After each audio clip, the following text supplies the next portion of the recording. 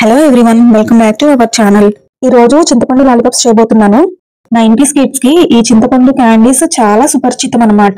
ఇప్పుడు generation kids కూడా ఈ చింతపండు లాలీపాప్స్ ని చాలా ఇష్టపడుతున్నారు. ఈ చింతపండు లాలీపాప్స్ ని బయట కొనుక్కోకుండా ఇంట్లోనే ఈజీగా ఇలా తయారు చేసేసుకోవచ్చు.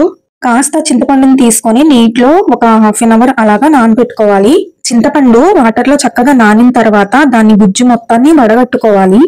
స్ట్రైనర్ తో గానీ లేదు అంటే చేత్తోనే ఇలా గుజ్జు మొత్తం గిన్నెలోకి వడకట్టుకోవాలి. ఇప్పుడు స్టవ్ వెలిగించుకొని చింతపండు రసం ఉన్న గిన్నెను స్టవ్ మీద పెట్టుకొని మీడియం ఫ్లేమ్ లో చింతపండు రసాన్ని మొత్తాన్ని కుక్ చేసుకోవాలి. సరిపడినంత బెల్లాన్ని వేసుకోవాలి. బెల్లం కాస్త కరిగేటట్లు కలుపుకోవాలి. కొంచెం కారం వేసుకోవాలి. తగినంత సాల్ట్ కూడా వేసుకోవాలి.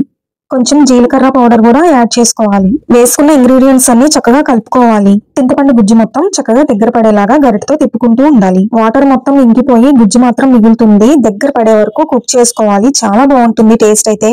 చూసారా, దగ్గరకు అవుతుంది. ఇలా అయ్యే వరకు కూడా కుక్ చేసుకోవాలి. చూస్తుంటే హల్వా మాదిరి అనిపిస్తుంది కదా, కానీ టేస్ట్ అయితే చాలా బాగుంటుంది. తప్పకుండా మీరు కూడా ట్రై చేయండి. ఫైనల్ గా చింతపండు క్యాండీ అయితే రెడీ అయిపోయింది, దగ్గర పడింది. ఇంకా స్టవ్ ఆఫ్ చేసుకోవడమే. వేసిన బెల్లం చక్కగా కరిగి పాకంలాగా తయారైంది. చూడడానికి చాలా బాగుంది. ఫైనల్ గా చింతపండు క్యాండీ అయితే తయారైపోయిందండి. దీన్ని చింతపండు లాలీపాప్ అని కూడా అంటారు. ఇంకా చూడండి, దగ్గర పడింది అనమాట. చక్కగా పాకంలాగా ఉంది. ఐస్ క్రీమ్ స్పూన్స్ ఉంటాయి కదా, ఇంకా వాటికైతే చింతపండు గుజ్జుని మొత్తాన్ని, అదేనండి చింతపండు క్యాండీని అంటిస్తున్నాను అనమాట. ఇలా అయితే పిల్లలు చాలా ఇష్టపడతారు కదా. నేను చేసిన ఈ చింతపండు క్యాండీస్ చాలా ఈజీ కదా, చింతపండు క్యాండీస్ తయారు చేసుకోవటం. అయితే ఇంకెందుకు ఆలస్యం, మీరు కూడా మీ ఇంట్లో ట్రై చేయండి. చింతపండు క్యాండీ తిని మా పిల్లల ఎక్స్ప్రెషన్స్ చూడండి.